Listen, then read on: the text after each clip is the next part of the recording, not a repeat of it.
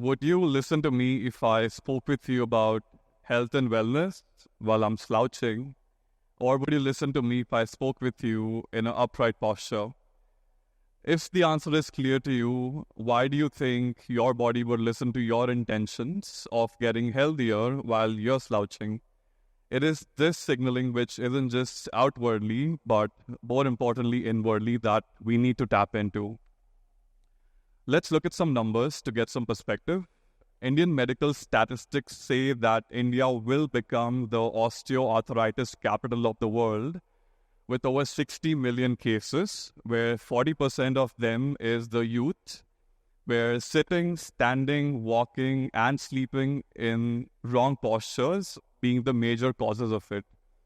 We often hear about ailments such as cervical pain, sciatica, bulging disc, respiratory ailments such as decreased lung function, increased chances of catching an infection like COVID-19, uh, digestive ailments such as bloating and acid reflux, and most importantly, cardiovascular ailments such as stroke and hypertension. All these have rooting in a compromised posture that exists for a prolonged duration of time.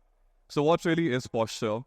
In simple terms, your posture is how you sit, how you stand, how you walk, and how you sleep. The scientific definition of posture says that it's an interaction between your muscular and the skeletal system that provides your body with support, balance, and protection. So every joint in your body has muscles acting upon it in opposing directions. When these opposing forces go out of equilibrium, the posture suffers. For example, your chest muscles, which act upon your shoulder, if they become stronger than your back muscles, which also act upon your shoulder, you're going to have forward rounded shoulders, how we all have at the moment, and your posture suffers. And although this imbalance is visible both physically and statistically, it is something which is very easily overlooked, yet it has far-reaching consequences for all of us.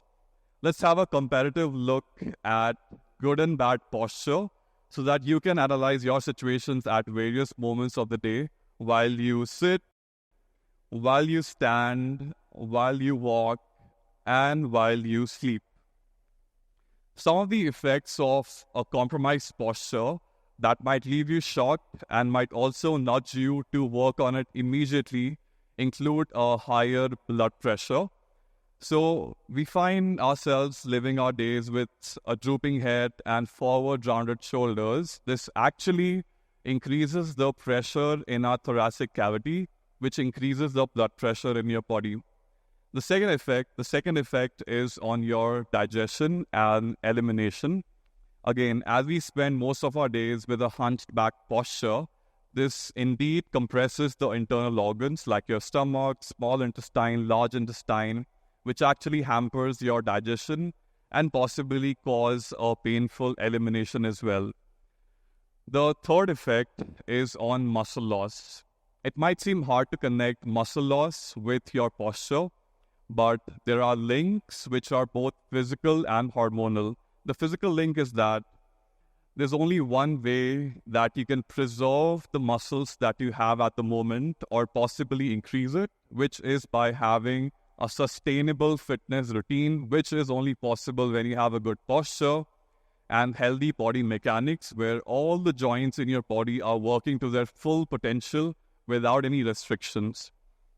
The second link is of hormonal link, which when your blood is low on oxygen, which happens when you breathe wrongly because your lungs are compressed because of a bad posture, this triggers the stress response of your body, which releases the cortisol hormone in your body, whose number one function is to degrade the muscles.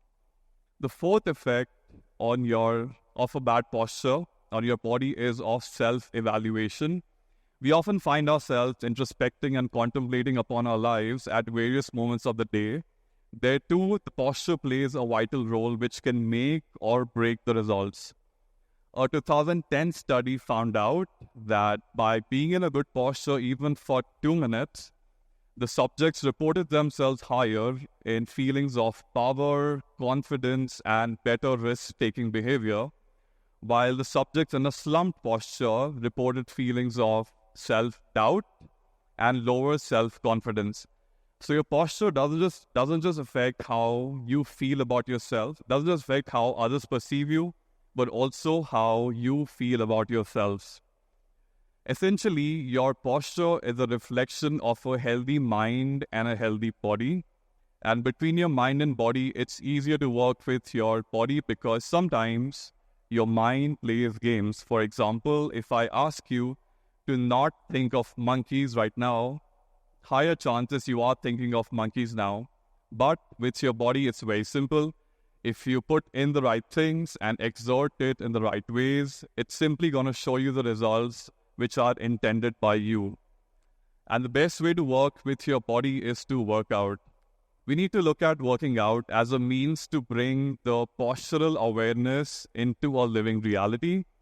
Because your workout is a high-intensity, highly memorable bodily experience that you not just benefit during the performance, but also so that the principles of a good posture and healthy body mechanics become an unconscious habit. Because everything you do in the workout, your body will remember that even after that. So we don't need a reminder by the smartwatch, which becomes very irritable beyond a certain moment of time. So healthy body mechanics is the basic necessity of a creature to live life to its fullest and not merely a part-time occupation. And here the workout becomes the overarching method to achieve the postural benefits, some of which we'll discuss now in three broad categories. First category is of mental benefits. We all know that our bodies are guided by our brains, but we also know that our brain follows the body as well. The scientific term for it is neuroplasticity, which is your brain's ability to change and reorganize itself throughout life according to the various experiences it goes through. In simple terms, neuroplasticity is the brain's way of being flexible and adaptable. A study conducted in 2013 found out that by being in a good posture even for small periods of time, the subjects reported themselves higher in leadership qualities such as confidence, dominance, and assertiveness. So as you navigate your bodies into a more confident structure, your mind just replicates that at a mental level. Now imagine what directions your life could take if you could be in a good posture for days, for weeks, and for months, right?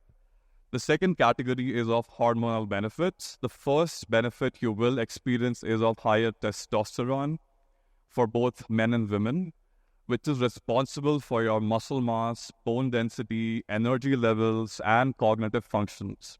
The second hormonal benefit is of higher endorphins. Endorphin is the happy hormone of your body, which the brain releases when you involve yourselves into a physical activity. It's an antidepressant and also a mood enhancer.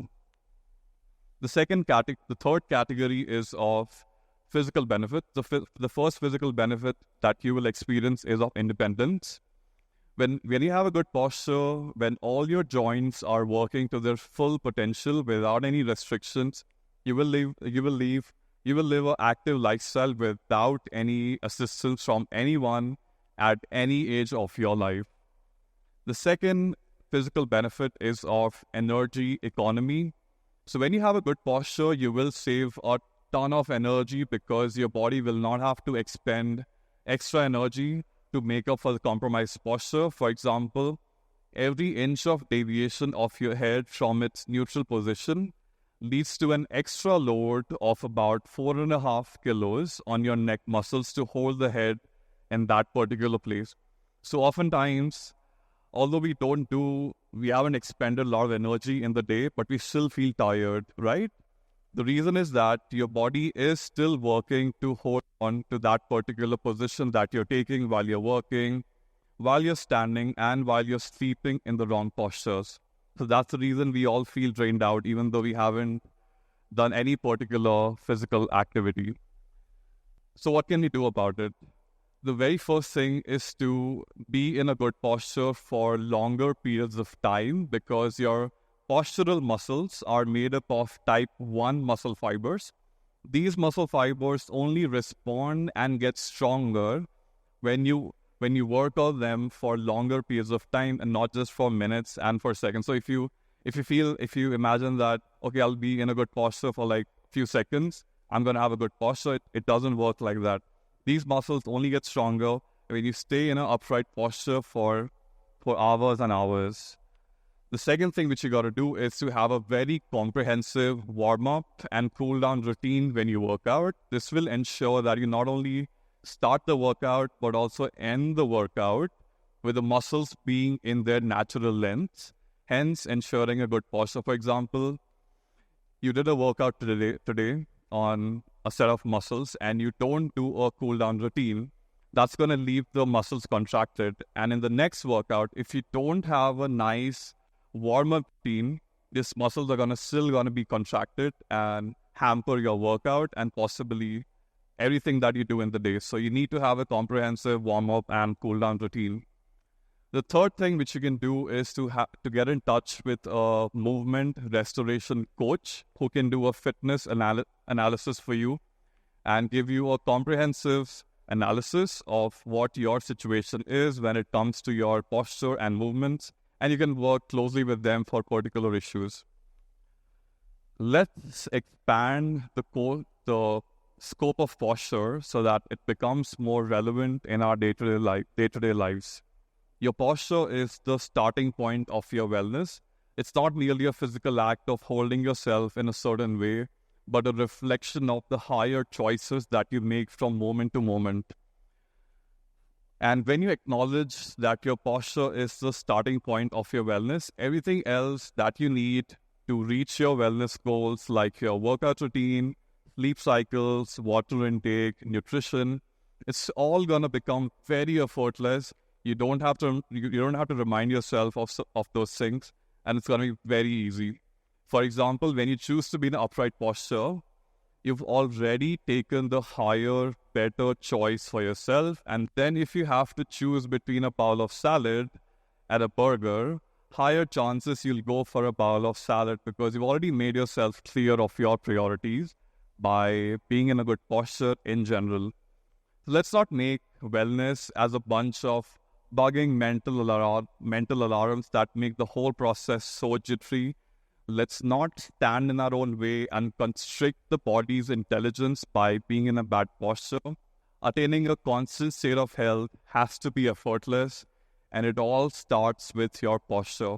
Your posture is simply how you've chosen to be in that very moment. And when you choose to be in an upright posture, your mind will take decisions that are aligned with it. It's that simple. And if you want to see how all the theory that I just spoke with you, how it looks like when you convert it into action, I have my last slide for you. So that's all. Thank you.